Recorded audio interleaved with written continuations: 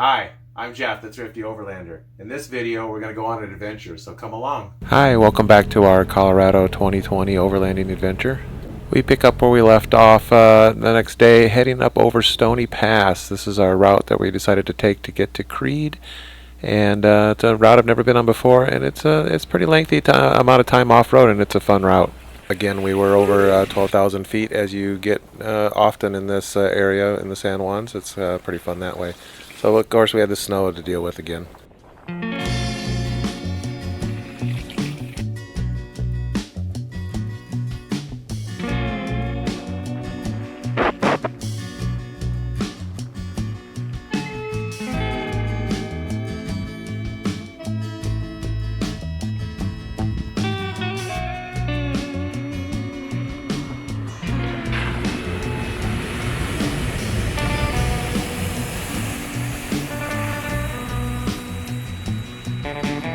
About a third of the way across this trail, we took a right turn and headed up to check out Kite Lake in this area.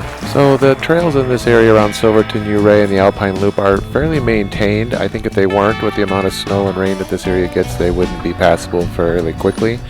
So they're actually fairly smooth, but they're just fun to get in this high country with.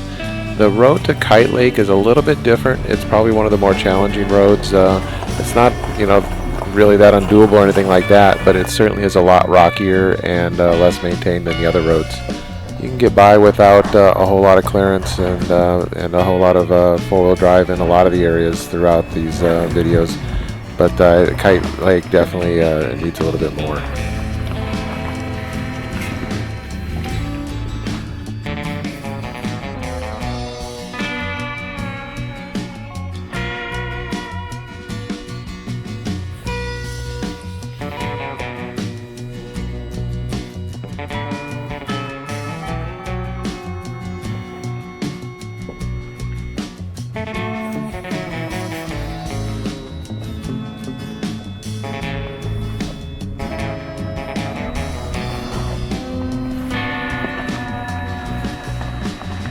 Nicely done.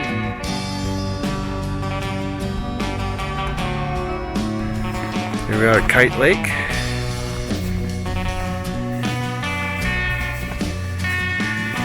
Heck of a view.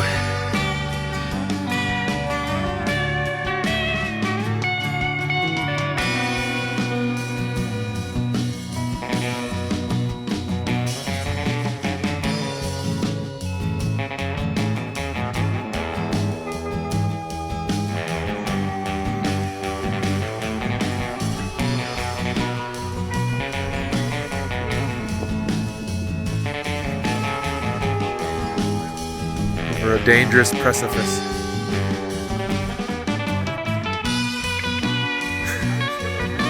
Yeah, baby.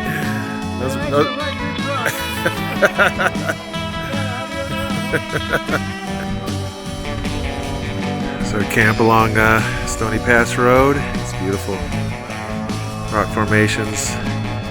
And I think this is the Rio Grande that we're along.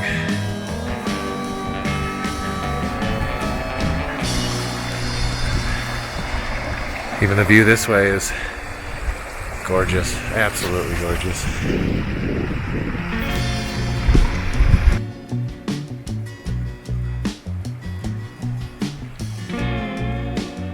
Alright, so as always, there's a leave no trace policy in the woods here. Let's all follow it. Let's not do this. This isn't what we're after. This is a horrible pile of trash. Just because it's in a fire pit doesn't mean it's not trash. Take your trash home.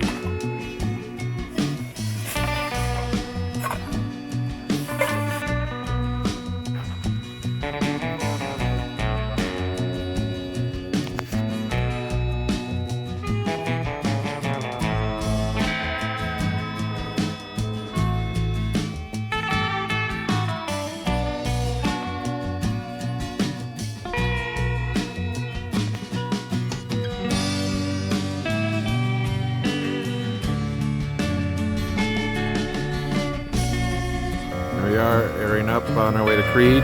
Came off of Stony Pass Road and got a nice view. It's gorgeous. When you get to Creede, of course, the town itself is worth looking around. It's got a lot of really quaint shops and pretty cool set up how the town is just kind of almost down in the middle of a canyon. After that, we headed out of town. Everybody mostly does the Bachelor Loop, but we also went up the East Willow Creek arm of that, and it had a little bit more, I guess you call it Alpha Road Challenge or whatever, and then still did the Bachelor Loop. But there's plenty of mines in this area. That's what the whole thing is about. One of our main goals was to get to the Last Chance mine. Jack, the owner, had invited us there, and he's doing an incredible job of working on and fixing up the whole mine complex, making it a little bit more visitor friendly.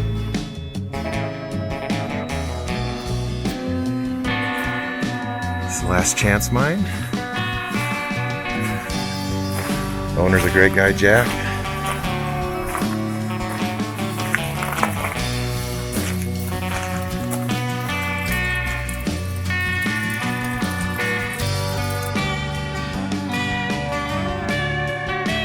If you've ever met a mine owner, you'll learn quickly that they are they're quite the characters. They always have a lot of stories to tell, and Jack's no different than any other mine owner.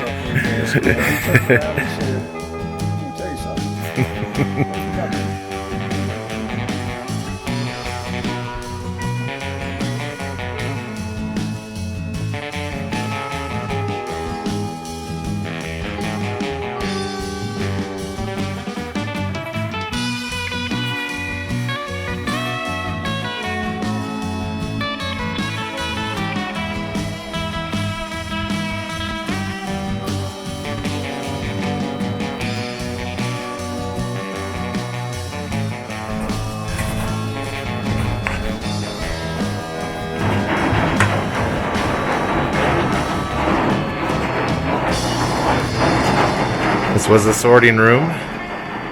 Different grizzlies to drop different thicknesses. And they sorted here and went down to an ore bin down right below us. It's a little bit of a rock shop now. Here's some of his collection of jeans and stuff he found in this building and just stuck into little nooks and crannies. Pretty impressive.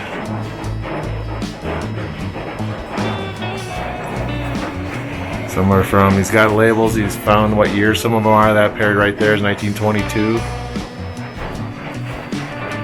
There's all the rock stuff. A lot of work in progress, but pretty amazing. All this new timbers he put in. He said this was mostly collapsed, and he redid it all. This whole section out here where the glass counters are was completely gone. That's all been replaced. He's doing a wonderful job. It's quite an odd building. It's quite a unique thing. I'm glad he's doing what he's doing. Holy cow. Yeah. Here's the museum up here at Last Chance. It's full. Up in the ceiling, everywhere. Impressive. Got a lot of stuff. Glassware. Kitchen goods, tools, lamps, and a washing machine my grandma used to use. A good Maytag. The repairman out here. I'm sure they'll take care of it. Jack has a friendly chipmunk that comes around every day for a snack, and I'm not even sure if I want to know what's going on right inside the mine portal. Of course, we can't visit a mine without spending some time underground, and Jack was nice enough to take us around and show us what he's been working on. So when did the mine shut down, Jack? 1927. Oh, okay. And it's opened in. There's Bob. Bob's our resident miner. He's friendly. He waves at everybody. Yeah, he's very friendly. He's been complaining, though, that he needs a new shovel. This is what makes us our money. Yeah.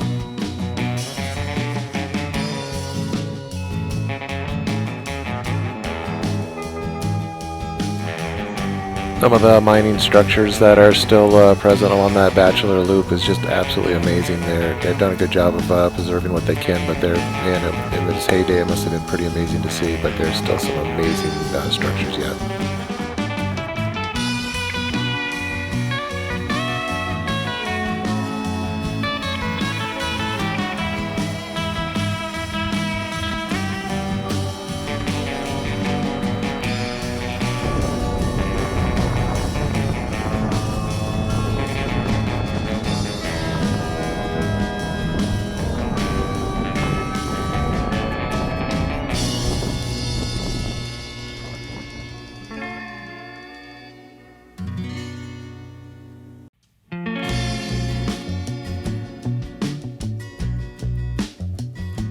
North Clear Creek Falls.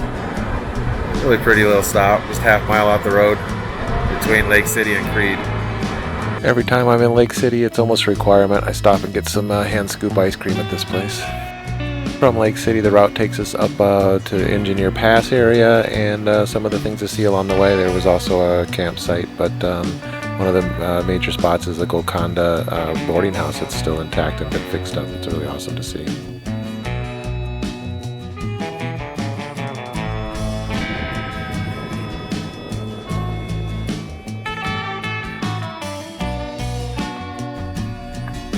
Engineer Pass.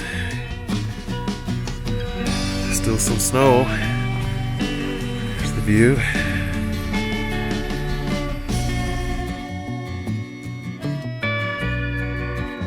And this is back towards Lake City. It's a gorgeous view there too. Nice snow caps everywhere.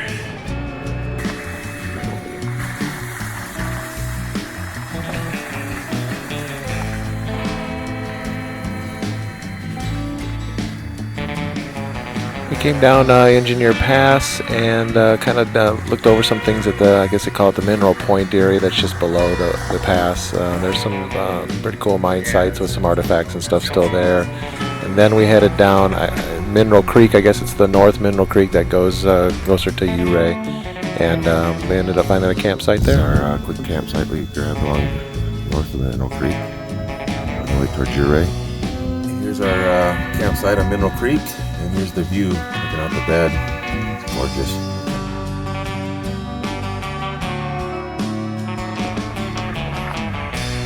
Good, cut it.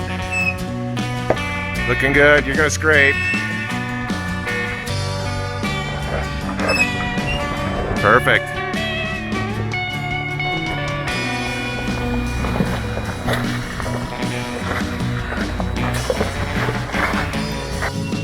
This Mineral Creek Road is another one of the roads in the area that's not quite as groomed and as smooth as the rest of them. It's going to tax your suspension a little bit more. There's definitely more rocks to deal with and everything else, but it's still a fun road. And I think most any four-wheel drive can handle it without a lot of problem. But a little more clearance is helpful, and it is rougher than the other roads.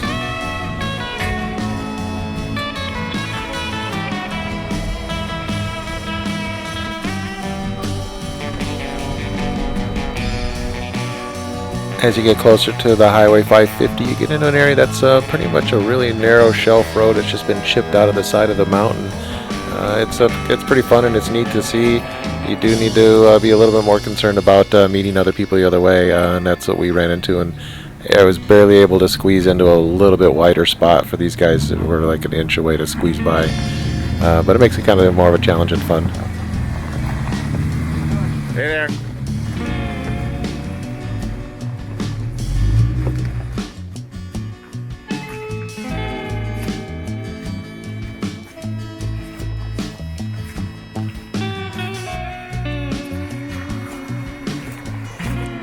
From Mineral Creek, we spent some time in Uray and then made our way up Camp Bird Road towards the basically Yankee Boy Basin and everything around that. One of the great stops along the way is climbing up into Governor Basin, which is this area, and it's gorgeous up there.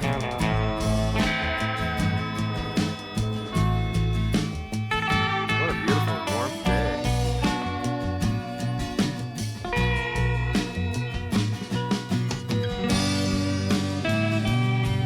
There was a nice camp set up overlooking the road heading up into Yankee Boy, which is this beautiful view. And then we went to spend some time up in Yankee Boy.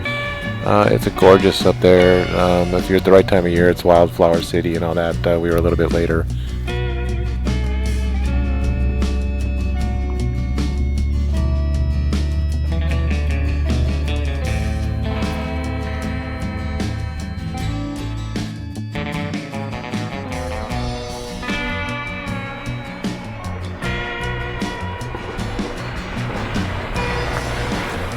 From there we headed down towards Silverton again to South Mineral Creek and up to one of my favorite spots in the whole area, and that's Clear Lake. There's a climb up out of the canyon from there, and it's a gorgeous Alpine Lake.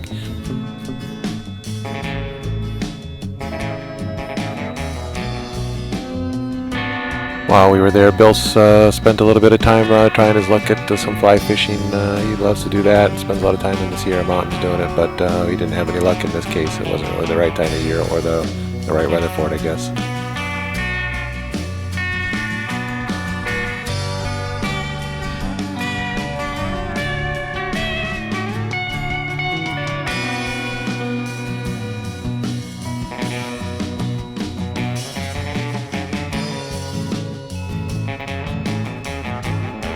There's some really pretty waterfalls just past the organized campground on South Mineral Creek that we always like to stop at and take a look. It's just gorgeous. And, the water's just got a really gorgeous aqua blue.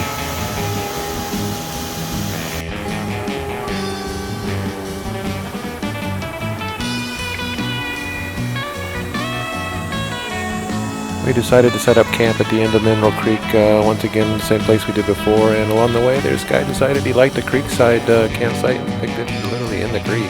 Here's a tip to stay warm: use your backpacking sleeping mat to line your chair, and the Jack Daniels doesn't hurt either. At one point Dan and I had to head for home, but Mike, Ed, and Dan still did Black Bear Pass up over Imogene, did some camping, and did Overpass, stayed at Alta Lakes before they headed home. I'll cover the Black Bear Pass segment of all of us in a separate video. Hey, thanks for watching. If you enjoyed this video, I'd really appreciate it if you hit that like button and subscribe. We'll see you on the trail.